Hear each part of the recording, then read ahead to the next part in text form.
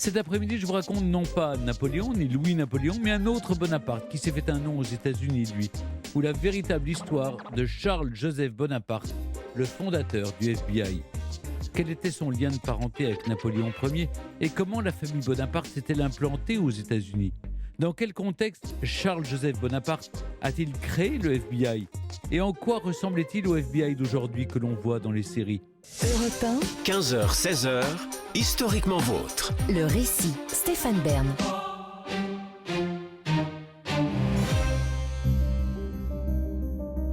Nous sommes le 26 juillet 1908 à Washington, aux États-Unis. C'est dans la capitale fédérale que vient d'ouvrir le premier bureau du FBI, ou plutôt BOI, le Bureau of Investigation, son ancêtre, qui compte à peine qu'une vingtaine d'agents. C'est un homme qui s'est vu confier cette mission par le président Theodore Roosevelt, qui les a lui-même recrutés parmi les membres des services secrets qui ont accepté alors de transférer quelques-uns de leurs talents. Son nom, Bonaparte. L'homme ne se confond évidemment pas avec Napoléon Bonaparte, pas plus qu'avec son neveu Louis-Napoléon Bonaparte, alias Napoléon III. Mais le fondateur du futur FBI appartient bel et bien à la famille impériale, puisqu'il est un autre neveu de Napoléon Ier. Brillant rejeton de la branche américaine d'une famille qui ne se résume certes pas à 2 empereurs, Charles-Joseph Bonaparte n'a pas porté la moindre couronne et n'a pas mis le bout d'un orteil en France de toute sa vie.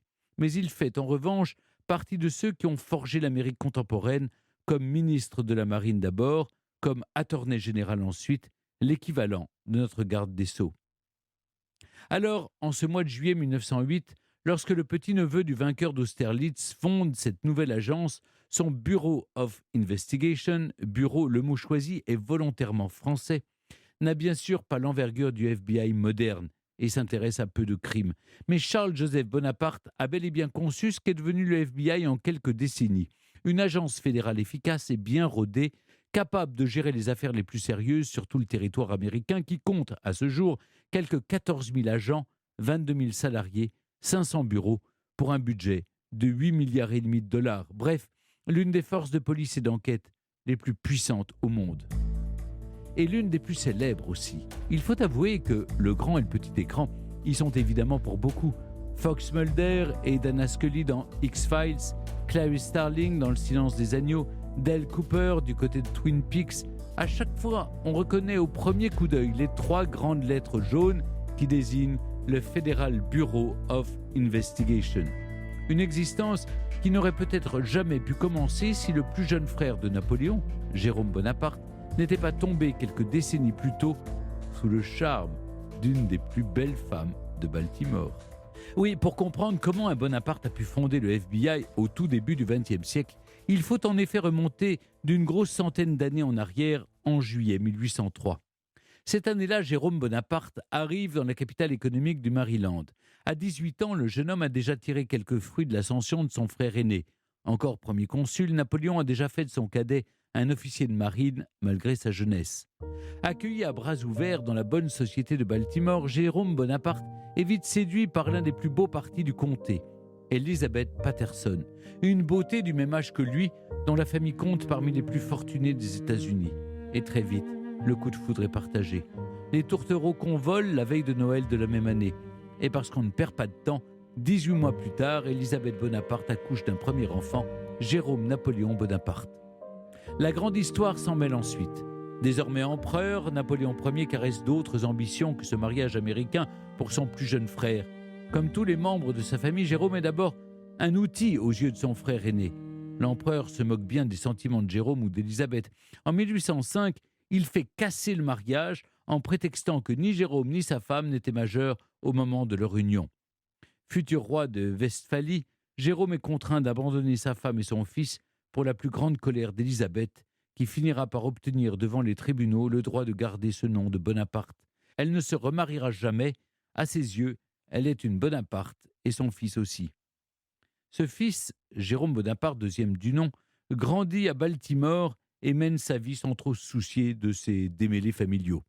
Surnommé Beau, il a 2 fils à son tour. Un nouveau Jérôme, troisième du nom donc, né en 1830, et Charles-Joseph, né lui en 1851. Et les 2 frères connaissent des destins bien différents.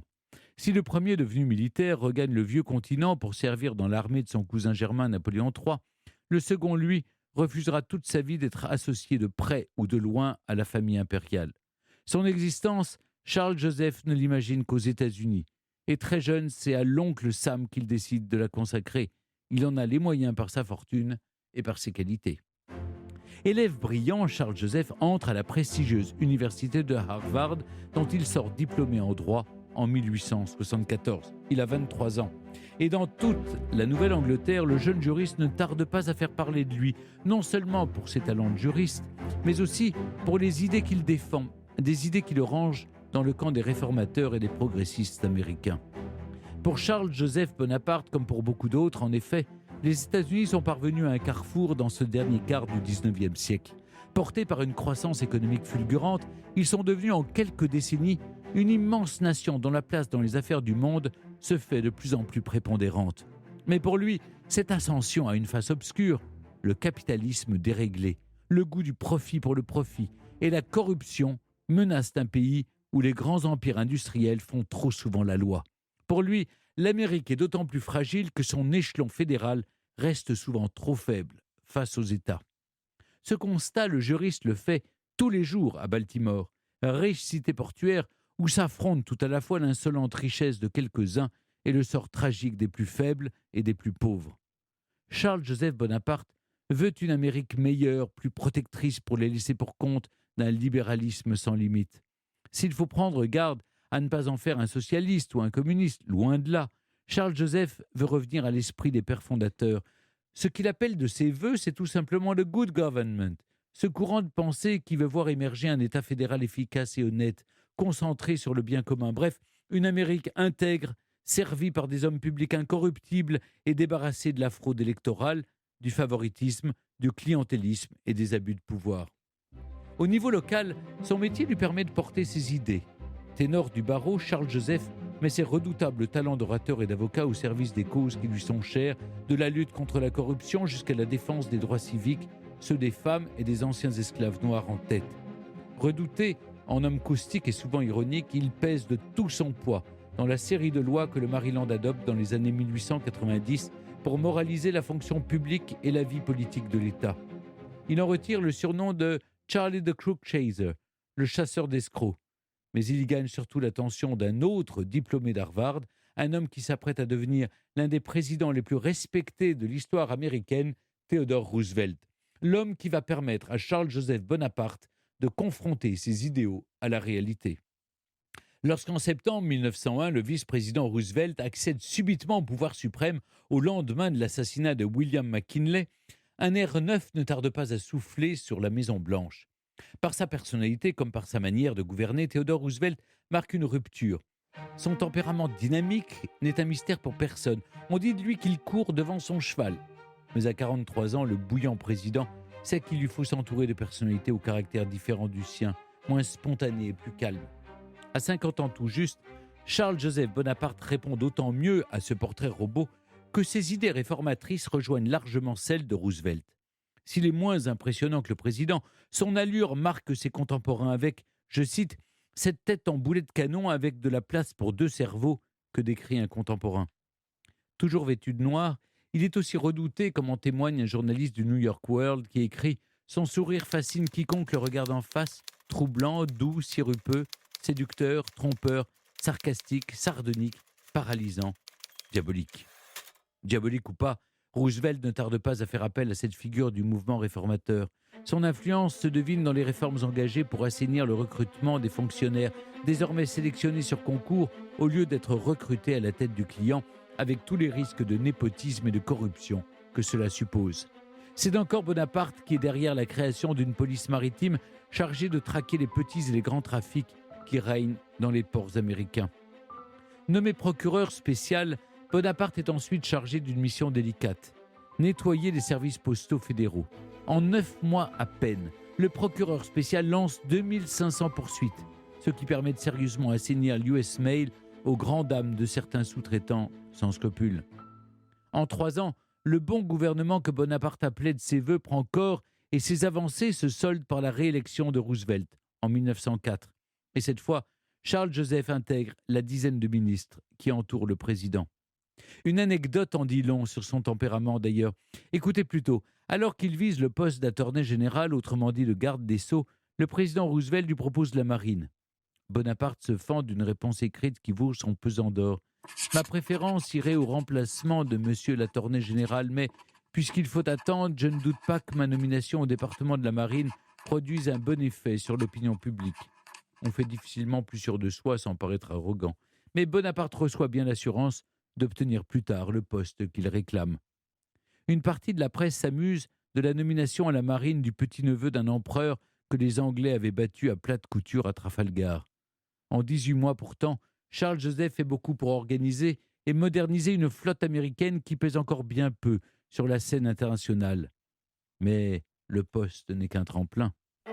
En décembre 1906, Charles-Joseph Bonaparte prend, comme promis, la tête du département de la justice, un ministère qui se confond aux États-Unis avec la charge de procureur général, celui qui représente l'État devant les juridictions fédérales.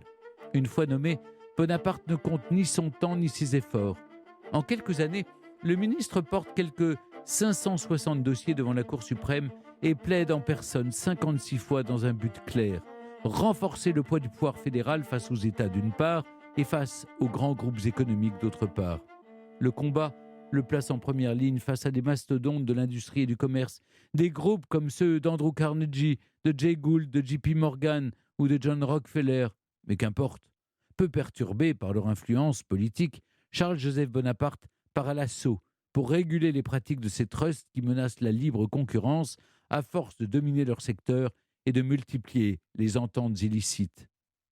En 3 ans, celui que la presse surnomme le Trust Buster, le briseur de trust, lance une vingtaine de procédures contre le monde des affaires et s'attaque à des colosses comme American Tobacco ou la Standard Oil Company. Ce sont autant de procès retentissants qui finiront des années plus tard par fendiller le monopole de ces géants. Mais le véritable héritage de Bonaparte, ce qui reste aujourd'hui de lui aux États-Unis, n'est pas là. Même s'il a pu le croire, son grand œuvre, son coup de maître, reste à venir et ne commence qu'en 1907, à la fin du dernier mandat de Theodore Roosevelt. Lorsque le président confie à Bonaparte une mission délicate, celle de créer un service fédéral d'enquête et d'investigation entièrement autonome, capable de faire régner l'ordre dans une Amérique qui tient encore du Far West par bien des côtés. Et pour cela, pour créer le futur FBI, Charles-Joseph Bonaparte va devoir ruser avec les élus au Congrès, défenseurs souvent farouches des intérêts locaux. Lorsque Roosevelt nomme Bonaparte à la tête du Department of Justice, le DOJ, la lutte contre la corruption n'est qu'une priorité parmi d'autres. Dans les premières années du XXe siècle, le crime organisé a les coudées franches aux États-Unis. Les États peinent à faire respecter l'ordre et l'échelon fédéral n'est pas plus efficace, surtout dans l'Ouest où le temps des gangs, des braquages de trains, des attaques de banques et des arnaques en tout genre n'appartient pas encore au passé. Aucun bureau, aucune agence n'est correctement armée pour lutter contre les groupes criminels, surveiller les milieux anarchistes ou se plonger dans les affaires les plus complexes. Les US Marshals font ce qu'ils peuvent, mais ils ne sont pas suffisamment nombreux pour surveiller un territoire aussi vaste. Les obstacles juridiques sont nombreux.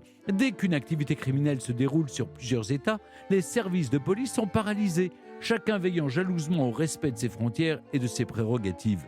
Pour lutter contre le crime sous ses formes les plus graves et les plus organisées, Washington en est réduit à recourir aux services d'agences privées comme les célèbres Pinkerton, des détectives qui travaillent en quelque sorte comme mercenaires au service des pouvoirs publics.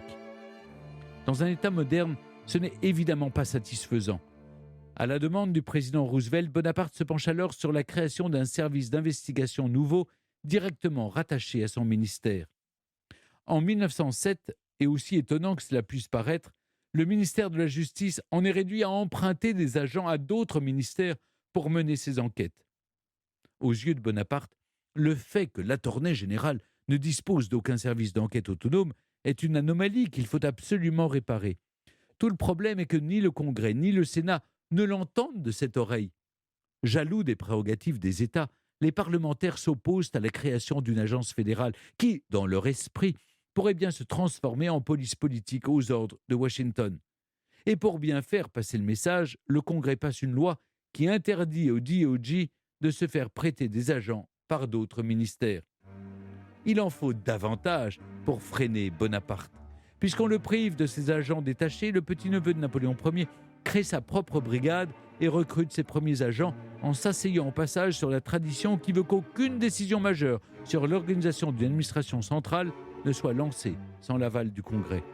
Pour avancer, Charles-Joseph Bonaparte puise dans le service de protection du président, le Secret Service, mais il étend ses filets plus loin en puisant dans les effectifs des polices de la côte Est. Certains de ces critères de sélection, très exigeants, sont d'ailleurs toujours en vigueur.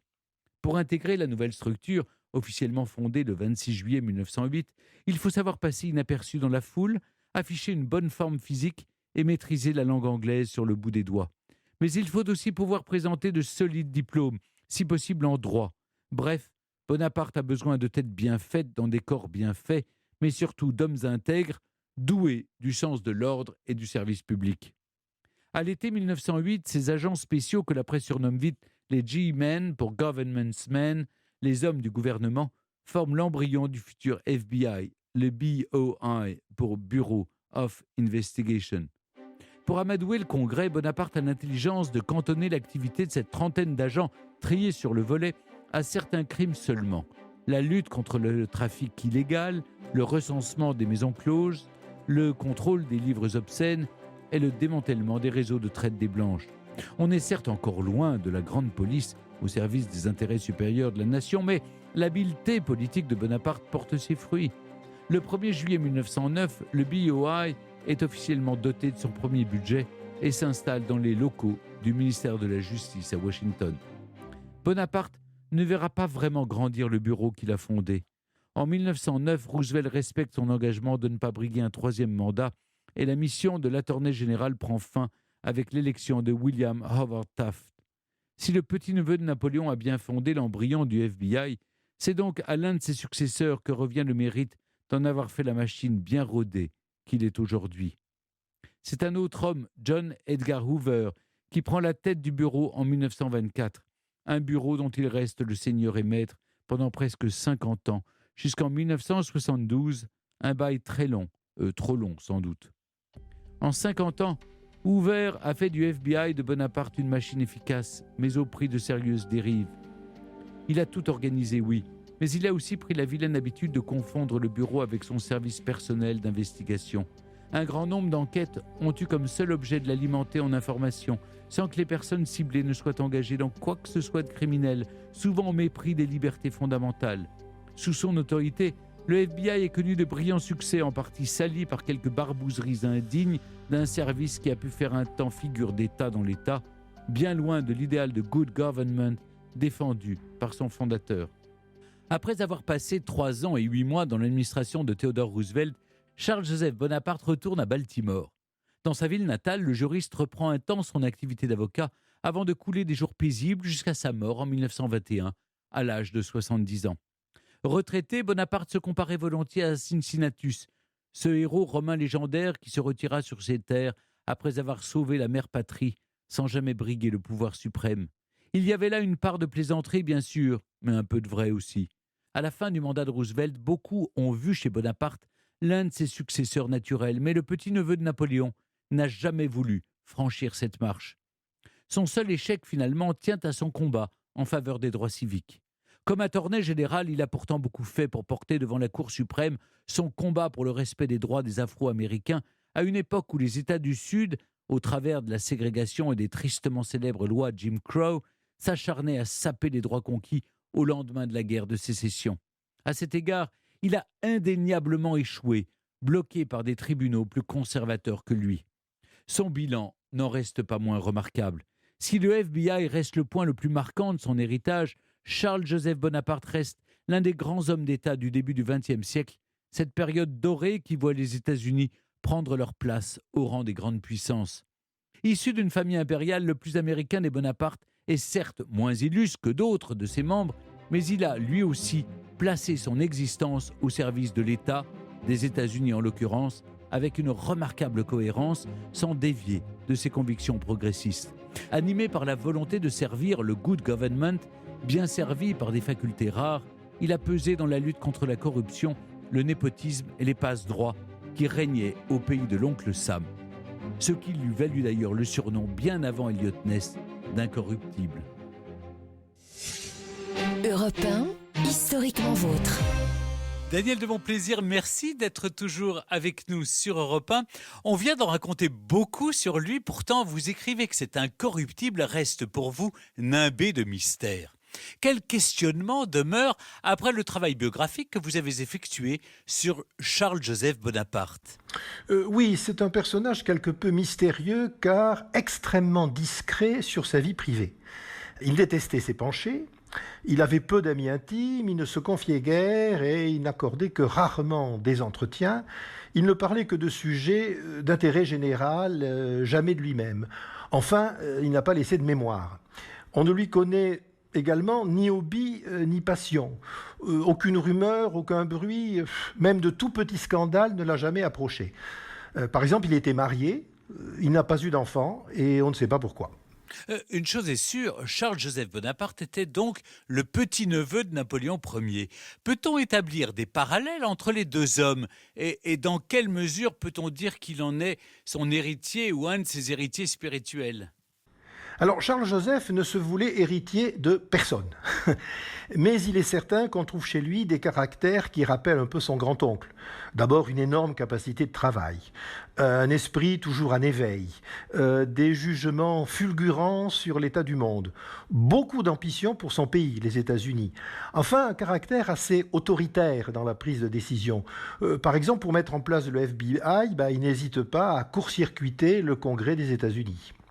Daniel de Montplaisir, dans votre biographie Charles-Joseph, le Bonaparte américain, fondateur du FBI, vous remontez à la fin du XVIIIe siècle pour interroger la fascination qu'éprouvait la famille Bonaparte pour les États-Unis d'Amérique. Que représente ce pays pour eux ? Et quel modèle Charles Bonaparte, le père de Napoléon et arrière-grand-père donc de Charles-Joseph, y voit-il ? Alors, vous l'avez dit vous-même, nous sommes à la fin du XVIIIe siècle et nous sommes en Corse. Dans un milieu qui a combattu la domination génoise et qui, tout en se ralliant à la France royale de Louis XV puis de Louis XVI, considère avec espérance la Révolution américaine, les notions de république et de liberté locale. Les États-Unis représentent un modèle et tous les frères Bonaparte vont projeter un jour ou l'autre de s'y rendre, voire même d'y résider. Ce sera le cas de Charles-Joseph, qui y réussira, et le rêve de Napoléon après Waterloo, mais empêché, comme on le sait, de se réaliser en raison de la flotte britannique qui l'a empêché de traverser l'Atlantique. Le premier Bonaparte qui va concrétiser le rêve américain de la famille, c'est Jérôme, le frère de Napoléon et le grand-père de Charles-Joseph, qui traverse l'Atlantique en 1803. À cette date, on peut peut-être rappeler l'état des relations entre la France et les États-Unis. Alors, ce sont peut-être les meilleures de l'histoire. Elles sont vraiment excellentes. D'abord, le président américain, depuis 1802, Thomas Jefferson, fut le premier ambassadeur américain à Paris. Il adore la France, il en connaît la culture et la langue. Malgré la neutralité affichée de son pays, il soutient la France de tout son cœur dans son conflit avec contre l'Angleterre. Du côté de la France, encore révolutionnaire et républicaine, on est sous le consulat, les États-Unis sont, je pourrais dire, la référence de la liberté et de la démocratie. Jérôme Bonaparte arrive donc aux États-Unis, mais avec quelle ambition ? Qui cherche-t-il, lui ?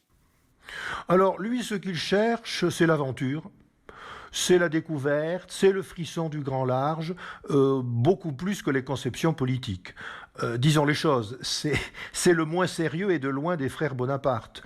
Le petit dernier, capricieux et jouisseur. Il faut dire, il n'a alors que 19 ans. Son assurance et son nom séduisent la bonne société américaine, notamment la sublime Elizabeth Patterson, la fille du plus riche armateur de l'époque, qui est à Baltimore.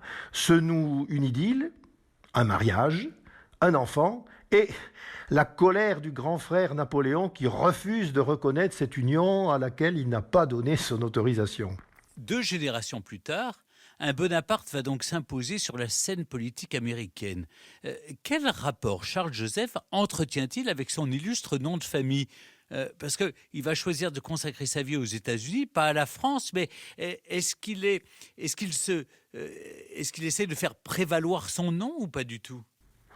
Alors, à la différence de son père qui était le fils de Jérôme, qui a essayé de se faire admettre parmi les Bonaparte, et surtout de son frère aîné, Jérôme Napoléon, un prénom qui dit tout, qui a combattu comme volontaire dans les armées de Napoléon III, Charles-Joseph, il ne regarde ni vers la France, ni vers l'Europe. Il est l'homme d'un seul pays, les États-Unis, qu'il veut seul servir, car, dit-il, d'après l'Évangile, personne ne peut servir de maître. Et Charles-Joseph est un fervent catholique. Une anecdote éloquente, si vous me permettez. Après l'exposition de 1889 à Paris, le gouvernement et la ville de Paris envisagent de démonter la Tour Eiffel et de la vendre. Et que se passe-t-il ? Eh bien, c'est la ville de Baltimore qui se porte acquéreuse et sollicite donc Charles-Joseph Bonaparte, qui est avocat, pour aller négocier l'affaire. Mais il refuse. D'abord, dit-il, il a autre chose à faire, et puis il estime que la Tour Eiffel doit rester en France. On ne peut aujourd'hui donc s'empêcher d'imaginer ce qui se serait peut-être passé s'il avait accepté cette mission. Mais est-ce que Charles-Joseph était imprégné de culture française ? Est-ce qu'il maîtrisait la langue comme vous ? Je ne dis pas comme vous et moi, mais comme vous surtout. Oui, vous et moi, oui. Oui, enfant puis adolescent, il a suivi à Baltimore l'enseignement d'une école française avant d'entrer à Harvard. Il parlait couramment le français, et même un français assez raffiné. Il l'écrivait très bien, et par exemple, il ne correspondait avec son père et avec son frère que dans cette langue. Autre anecdote, lorsque les États-Unis, par exemple, en 1905, se posent un arbitre du conflit russo-japonais et parviennent à ce que les belligérants concluent un accord, les interprètes s'arrachent les cheveux. Les Américains ne parlent que l'anglais, les Russes ne parlent que le russe et les Japonais ne parlent que le japonais. Or, dans la tradition diplomatique de l'époque, un temps bien révolu, vous me direz, les grandes conventions internationales se rédigent en français. Alors, c'est Charles-Joseph qui s'en charge. Daniel de Montplaisir, je vous propose de revenir sur l'ascension politique de Charles-Joseph Bonaparte qui a atteint les plus hautes sphères du pouvoir américain au début du XXe siècle. J'ai parlé de ses convictions, des luttes qu'il a menées. Comment se sont forgées ces convictions politiques ? Au fond, dans quel environnement a-t-il baigné ? C'est celui de la République, finalement, des idées républicaines. Tout à fait, mais pour être précis, pour sa formation comme pour ses idées, c'est son passage à Harvard qui fut déterminant. Dans ce troisième tiers de siècle, les élites de la côte est des États-Unis connaissent une véritable effervescence intellectuelle, dont l'université est le creuset. On lit, on réfléchit, on discute énormément. On veut construire une nation exemplaire. Les valeurs morales de liberté, d'égalité, d'intégrité prédominent. Et elles font bon ménage avec la liberté d'entreprise et le capitalisme conquérant. On n'oppose pas l'un à l'autre, bien au contraire. Globalement, on se situe, si vous voulez, dans la ligne de Tocqueville, augmenter des valeurs de l'Évangile dans un pays très religieux. On est optimiste sur l'avenir de la société et sur les moyens de l'améliorer par le travail, l'épargne, l'innovation, la démocratie, le débat public. Les qualités nécessaires pour réussir individuellement sont les mêmes que celles dont on a besoin pour diriger le pays et concourir au bien-être général. Mais on veut aussi extirper les mauvaises pratiques, l'escroquerie, les abus de position dominante, l'exploitation des travailleurs pauvres et le mépris du consommateur. Tout cela repose sur une conception dynamique de l'économie tout à fait opposée à la vision un peu statique du marxisme, et c'est sans doute une des raisons pour lesquelles le marxisme ne pénétrera jamais la société américaine. Mais est-ce qu'on lui connaît des modèles en politique ? Si j'ai bien compris ce que vous me dites, son grand-oncle Napoléon Ier n'en faisait pas partie. Alors, il n'avait pas de modèle. C'est un esprit très indépendant, qui n'avait pas de maître à penser, qui ne se rattachait ni à une école, ni à une idéologie. Pour lui, les bonnes idées n'ont pas de couleur. Fondamentalement, c'est un pragmatique, soucieux d'efficacité et de résultats. Charles-Joseph Bonaparte est, cela dit, un proche du président Theodore Roosevelt. Sa carrière a pris fin lorsque le deuxième mandat de ce dernier s'est achevé. Est-ce qu'il aurait pu lui-même briguer la Maison-Blanche ? Ah oui, il aurait pu briguer la Maison-Blanche et même bien des membres de son parti, le Parti républicain, le poussaient. D'abord parce qu'ayant été un grand ministre de la Marine, puis un grand ministre de la Justice, être intervenu aussi dans à peu près toutes les affaires de l'État, il en avait largement les compétences. Et intellectuellement, il se situait tellement au-dessus de William Taft, qui était à l'époque le plus probable candidat républicain après Roosevelt, et qui d'ailleurs est devenu président des États-Unis. Et puis imaginez, un Bonaparte président des États-Unis, à peu près 100 ans après la chute de Napoléon. Quelle affirmation pour le pays et aussi quel pied de nez à l'Angleterre alliée. En France, par exemple, Clémenceau en soutenait l'idée. Mais voilà, Charles-Joseph n'en veut pas. Pour 3 raisons. D'abord, il préférait que Roosevelt se représente, il n'aime travailler qu'avec lui. Et surtout, c'est un homme qui n'aime pas être dans la lumière. Il n'aime pas être contraint aux concessions et à la démagogie. Il préfère les fonctions dans une ombre relative. Enfin, c'est un homme qui aime par-dessus son petit confort, sa maison de campagne, son foyer, être chez lui et conserver sa liberté de parole. En tant qu'attorney général, à la tête donc du ministère de la Justice, Charles Joseph a fondé le BOI, ancêtre du FBI. Mais tout au long de sa carrière politique, il a grandement œuvré pour son pays. Dans quelle mesure son œuvre politique marque-t-elle encore la politique américaine telle qu'on la connaît, la pratique aujourd'hui ? Il l'a beaucoup marqué, on peut même dire sans exagérer que tout ce qu'il a réalisé, ce à quoi il a participé ou ce qu'il a entrepris a longtemps marqué et marque encore l'Amérique. Quelques exemples, l'intégration des populations indiennes, les dispositions antiracistes pour lesquelles il a beaucoup milité, plus concrètement l'aménagement de la base de Pearl Harbor qu'il a terminé, l'achèvement du canal de Panama, la constitution d'une puissante flotte de guerre, la création d'une banque centrale, tout ça n'est pas rien, et puis bien sûr la fondation du FBI. Daniel de Montplaisir, malgré son action, et vous l'avez dit en début d'entretien, le nom de Charles-Joseph Bonaparte est quasiment oublié aux États-Unis. Comment vous l'expliquez ? Alors, je me permettrai de citer d'abord André Malraux qui disait « Pour l'essentiel, le monde est fait d'oubli ». On pourrait aussi citer Talleyrand qui disait « Il est de si grands services qu'on ne peut les récompenser que par l'ingratitude ». Dans le cas de Bonaparte, il faut paradoxalement ajouter son nom, son patronyme, tellement lié à ceux des 2 empereurs. Napoléon Ier, Napoléon III et même en psychanalyste Marie Bonaparte. Tout cela a un peu effacé Charles-Joseph. Et puis il faut aussi ajouter le nom d'Edgar Hoover, qui a été directeur du FBI. Ce sont les collaborateurs de Charles-Joseph qui l'avaient recruté d'abord dans le BOI en 1924 et qui est resté directeur du FBI, tenez-vous, jusqu'en 1972, c'est-à-dire 48 ans, ce qui je crois est un record historiquement mondial pour ce type de poste. Et donc tout ça a contribué bien entendu à évincer le nom du fondateur.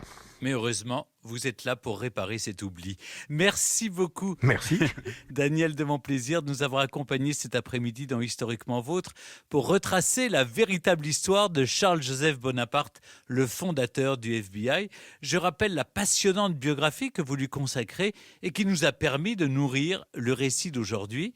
Charles-Joseph, le Bonaparte américain, fondateur du FBI, qui vient de paraître aux éditions Perrin. Merci à vous. Historiquement vôtre sur Europe 1 et en podcast sur europe1.fr.